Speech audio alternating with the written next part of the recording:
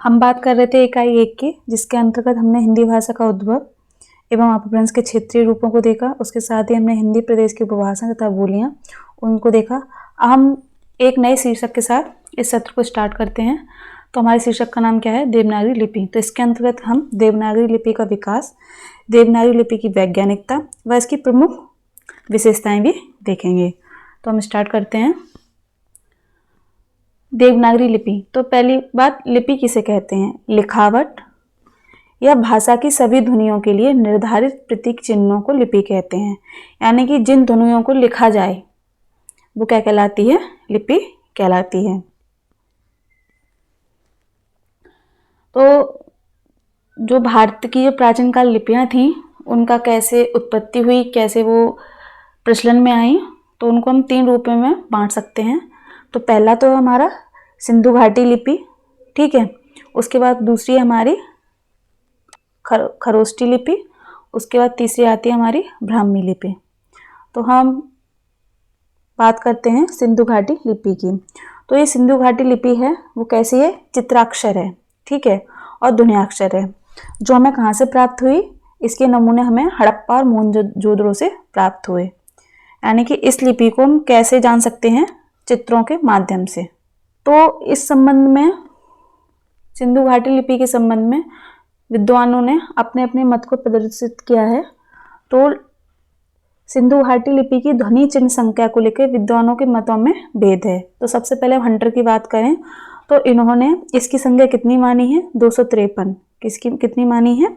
253, ठीक है। बात करें लैंडन की तो इन्होंने 228 संख्या मानी है। ऐसे ही बात करें गैड एवं स्मिथ की तो इन्होंने 396 क्या है? इसकी संख्या मानी है। तो अब बात करते हैं खरोष्ठी लिपि की। तो जो खरोष्ठी लिपि है ये कहाँ से आई है? अरमाइक लिपि से। ये कैसे लिखी जाती है? दाईं से बाईं ओर। इसके नमूने हमें कहाँ कहाँ प्राप्त होते हैं? इसके जो नमूने हैं, यानी कि जो इसके साक्ष्य हैं इस लिपि के, वो अशोक के अभिलेख में हमें मिलते हैं। कहाँ पर मिले हैं ये अभिलेख हमें? शाहबाजगढ़ी या मानसेरा में। अब हम बात करते हैं ब्राह्मी लिपि की। तो ब्राह्मी लिपि को गुप्त लिपि भी कहा जाता है। विकास की दृष्टि से देखें तो ब्राह्मी लिपि को 3 भागों में विभाजित किया जा सकता है। पहला अगर हम बात करें तो प्रागैतिहासिक काल। इसमें वैदिक काल से लेकर 6वीं शती की ईसा पूर्व तक क्या है? इस लिपि का प्रयोग हुआ। उसके बाद जैसे जैसे समय आगे बढ़ता गया वैसे वैसे इसमें कुछ संशोधन होते गए। उसके बाद हमारा शुरू होता है बौद्ध काल। तो बौद्ध काल में जब ब्राह्मी लिपि गोल आकार लेने लगी ना, जैसे से उसका रूप में विस्तार होने लगा। अब आगे आता है गुप्त काल। तो गुप्त काल जो वर्तमान में जो हम जिस लिपि का प्रयोग करते हैं वो क्या कहलाती है? देवनागरी लिपि। तो उसका जो उत्पत्ति हुई है वो किससे हुई है? हमारे गुप्त काल से, ठीक है। तो अब इसको हम 2 भागों में बांटते हैं। पहली है दक्षिण शैली, दूसरी है उत्तरी शैली। तो दक्षिण शैली में क्या है? जो हमारा दक्षिण भारत है उसकी जो बोलियां हैं, जो भाषाएं हैं, उसकी उत्पत्ति किससे हुई? हमारी दक्षिण शैली, जिसके अंतर्गत तेलुगु, कन्नड़, तमिल आदि लिपि का विकास हुआ। उत्तर शैली, ठीक है, इसके अंतर्गत इसे गुप्त लिपि भी कहते हैं। इसके साथ ही सिद्ध मातृका या कुटिल लिपि भी कहते हैं। तो इसके 2 भाग हुए। जो उत्तर शैली जो लिपि है उसके 2 भाग हुए। तो 2 भाग कौन कौन से हुए इसके?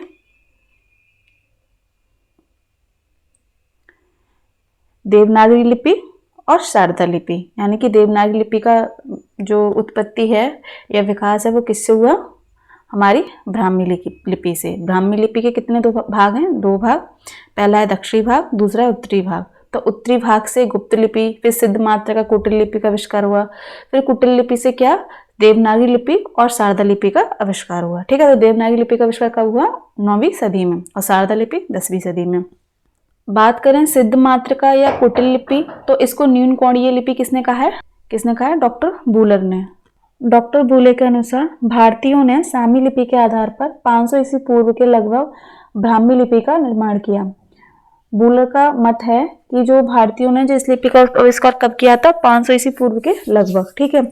इनके अनुसार ब्राह्मी लिपि में कितने अक्षर थे? 41 अक्षर, 9 स्वर और 32 व्यंजन थे। वहीं इस लिपि के विषय में कनिंघम का क्या विचार है? ब्राह्मी लिपि के विषय में कनिंघम के आधार पर इन्होंने आर्यों ने किसी प्राचीन चित्रलिपि के आधार पर ब्राह्मी लिपि बनाई। यानी कि जो कनिंघम है उनका मानना है कि जो हमारी ब्राह्मी लिपि है वो चित्राधार पर लिखित है। उसके बाद एडवर्ड थॉमस की बात करें तो ब्राह्मी लिपि का निर्माण द्रविड़ों ने किया। तो जो थॉमस है उनका मानना ये है कि इसका जो निर्माण है वो किसने किया? द्रविड़ ने किया। अगर हम इसके नमूनों की बात देखें या इनके जो साक्ष्य हैं किसके? ब्राह्मी लिपि के, तो इसके साक्ष्य में कहाँ से प्राप्त हुए हैं? तो इसका प्राचीनतम जो नमूना है वो पिपराला के स्तूप यानी कि बस्ती से, और बडली गांव जो कि कहाँ है? अजमेर में, यहाँ से इसके साक्ष्य में प्राप्त हुए हैं। वहीं बात करें अशोक की, तो ललित विस्तार ग्रंथ में देखने को मिलता है कि ब्राह्मी अशोक के समय की लिपि थी। दूसरी ओर नित्य शोड़ विकार के भाष्य सेतुबंध में भास्करानंद ने ब्राह्मी का नाम नागर या नागरी लिपि माना। तो हम अगर महत्वपूर्ण बिंदुओं को देखें तो हमारी इसमें मेन क्या है? हमारी ब्राह्मी लिपि, जिससे किसकी उत्पत्ति हुई? देवनागरी लिपि की। तो अगर याद करने की बात है तो हम पहले ब्राह्मी लिपि को ही पर ही ज़्यादा जोर देंगे। तो ब्राह्मी लिपि को कितने भागों में बांटा है? 2 भागों में, दक्षिण शैली, दूसरी उत्तरी शैली। उत्तरी शैली से गुप्त लिपि का, फिर सिद्ध मात्रा कुटिल लिपि का की उत्पत्ति। कुटिल लिपि से किसकी उत्पत्ति हुई? देवनागरी लिपि की, जो हमारे पाठ्यक्रम में लगी हुई है, इसकी चर्चा करेंगे। तो ये देवनागरी लिपि की जो उत्पत्ति है वो कब हुई? 9वीं सदी में हुई थी। ठीक है, इसके साथ ही एक और लिपि की उत्पत्ति हुई जिसका नाम क्या है? शारदा लिपि, जो 10वीं सदी में उत्पन्न हुई या सामने आई। अब हम बात करते हैं देवनागरी लिपि की विशेषताएं या वैज्ञानिकता की। तो देवनागरी लिपि की क्या विशेषताएं हैं जो उसे अन्य लिपियों से अलग बनाती हैं? तो सबसे पहले हम देखते हैं वर्ण विभाजन में वैज्ञानिकता। तो जो देवनागरी लिपि है यानी कि जो हमारी हिंदी भाषा वो किस में लिखी जाती है? देवनागरी लिपि में। तो इसमें क्या है? वर्ण विभाजन में वैज्ञानिकता देखने को मिलती है। जैसे कि हम अगर वर्णमाला को देखें तो इसमें 11 स्वर देखने को मिलते हैं, उसके साथ साथ इनमें अनुस्वर देखने को मिलते हैं, विसर्ग देखने को मिलते हैं, अयोगवाहक देखने को मिलते हैं, वहीं इसमें व्यंजन भी देखने को मिलते हैं। ठीक है, इसमें क्या है? 25 स्पर्श व्यंजन देखने को मिलते हैं, 4 अंतस्थ और 4 ऊष्म व्यंजन देखने को मिलते हैं। इसके साथ ही क्या है? संयुक्ताक्षर भी देखने को मिलते हैं। तो जितनी वैज्ञानिकता देवनागरी लिपि में है शायद ही वो किसी अन्य लिपि में देखने को मिले। तो पहली विशेषता तो हमारी यही हो गई कि इसमें वर्ण विभाजन में वैज्ञानिकता है। ठीक है, हम दूसरी बात करें, प्रत्येक ध्वनि के लिए एक स्वर। जैसे कि अगर हम जब हम किसी लिपि की विशेषताओं के बारे में चर्चा करते हैं तो सबसे पहले हम उसकी तुलनात्मक अध्ययन करना पड़ता है कि ये लिपि हमारी दूसरी लिपि से कैसे बेहतर है। ठीक है, तो इसका उदाहरण हम देख सकते हैं। जैसे कि इंग्लिश में यानी कि रोमन लिपि में जैसे कैट, ठीक है, जैसे कैट के लिए CAT का प्रयोग किया गया है। वहीं किंग का जहाँ इसमें C का प्रयोग है, वहीं दूसरे का में K का प्रयोग है और तीसरे का में Q का प्रयोग है। तो जो हमारी देवनागरी लिपि है उसमें एक वर्ण के लिए या एक उच्चारण के लिए सिर्फ एक ही वर्ण का प्रयोग है।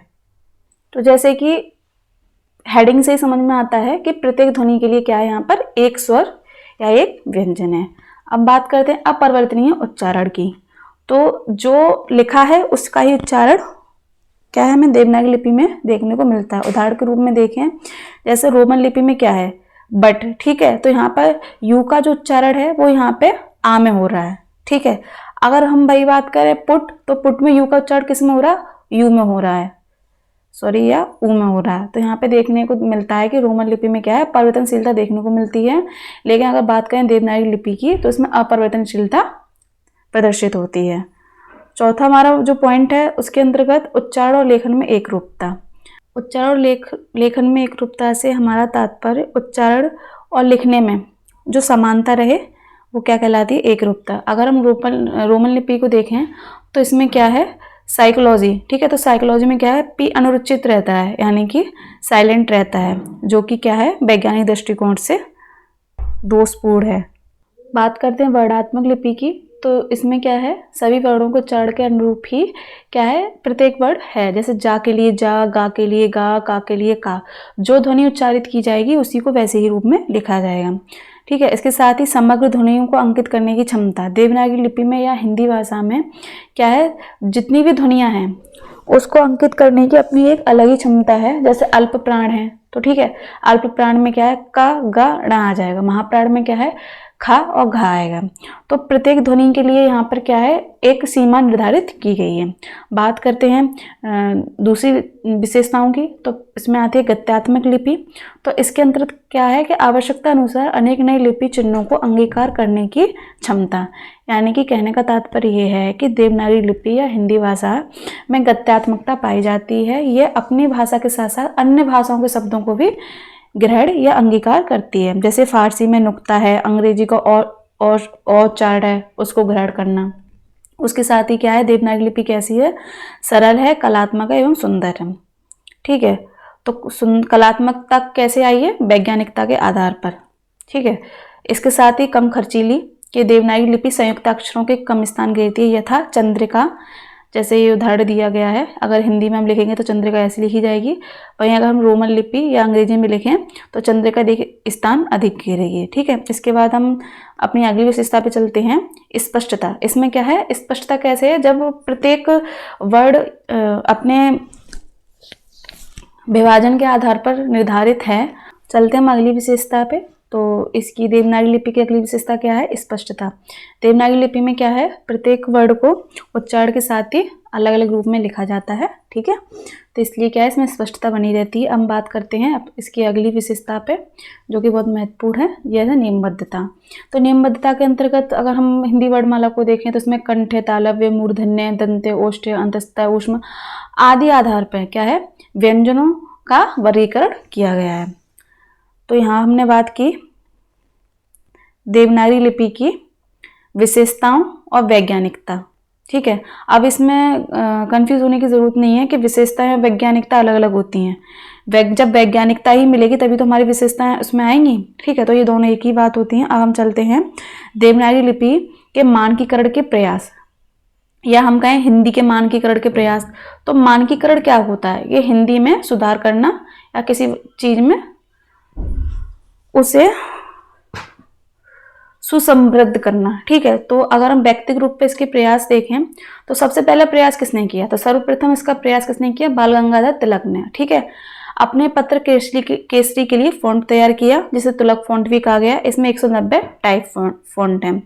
ये जो भी हैं ये हमने संक्षिप्त में दिया है, जो महत्वपूर्ण बिंदु हैं परीक्षा की दृष्टि से, जिसमें कभी यूजीसी नेट में 2-3 बार ये चीजें पूछी भी गई हैं। आगे चलते हैं। 20वीं शताब्दी के आरंभ में शारदाचरण मित्र ने लिपि विस्तार परिषद का निर्माण किया। इसके बाद क्या है, 20वीं सदी के आरंभ में सावरकर बंधुओं ने स्वर के लिए आ की 12 खड़ी का निर्माण किया। ये बहुत ही महत्वपूर्ण बिंदु है। अगर पूछा जाए कि आ की 12 खड़ी कौन लाए, तो कौन लाए थे, सावरकर बंधु। ठीक है। उसके बाद चलते हैं, काशी के श्रीनिवास ने अल्प प्राण व्यंजनों के नीचे, ये क्या है, इस संकेत का, अगर महाप्राण जैसे ध्वनि होती है, जैसे खा घा, अगर ये ध्वनियां आती हैं तो उसके नीचे क्या है, एस का चिन्ह बन जाएगा। इसका सुझाव किसने दिया था, श्रीनिवास दास ने। अब बात करते हैं डॉक्टर गोरखनाथ ने। तो इन्होंने क्या सुझाव दिया था, इन्होंने मात्राओं को निराकरण हेतु मात्राओं को वर्णों के बाद अलग से दाहिनी ओर और लिखने की सुझाव दिए। यानी कि जो मात्राएं हैं वो बिल्कुल पास में लगा कर थोड़ी दूर लगाई जाएं, यानी वो दाहिनी ओर लगाई जाएं। ठीक है। जो कि बिल्कुल आगे जाकर निरस्त कर दिया गया था। इसके बाद ही डॉक्टर श्याम सुंदर दास की बात करें तो इन्होंने अनुस्वर के प्रयोग पर बल दिया। तो उदाहरण के लिए देखें, जैसे चंदन है, तो चंदन में जो आधा ना आ रहा है तो उसमें क्या है, इन्होंने अनुस्वर को महत्वपूर्ण बताया। ठीक है। तो ये जो है, ये तो आज भी इस प्रयोग में लाया जा रहा है। अब बात करते हैं संस्थागत प्रयास की। तो संस्थागत प्रयास में सरकार ने क्या क्या प्रयास किए हैं देवनागरी लिपि को शुद्ध करने के या हिंदी के मानकीकरण करने के लिए। तो सबसे पहला जो प्रयास है, तो इसमें पहले प्रयास में क्या आएगा, संस्थागत प्रयासों में सबसे पहला प्रयास 1935 में जो हिंदी साहित्य सम्मेलन हुआ था, ठीक है, वहां पर किया गया था। अब इसमें देखिए क्वेश्चन ये बनता है कि 1935 के हिंदी साहित्य सम्मेलन के सभापति कौन थे, महात्मा गांधी। ये क्वेश्चन यूजीसी नेट में 2022 और 23, ठीक है, पूछा गया है। इसके साथ ही इसके संयोजक का भी पूछा गया था अभी दिसंबर वाले में। तो कौन थे संयोजक? काका कालेलकर। कौन थे? काका कालेलकर। इन्होंने एक समिति की गठन किया। इसी सम्मेलन में एक समिति का गठन हुआ। क्या कहा जाता है उसे? नागरी लिपि सुधार समिति। नागरी लिपि सुधार समिति। अब बात करते हैं 1945 में। तो 1945 में काशी नागरी पिछाड़ी सभा, ठीक है, की स्थापना की गई।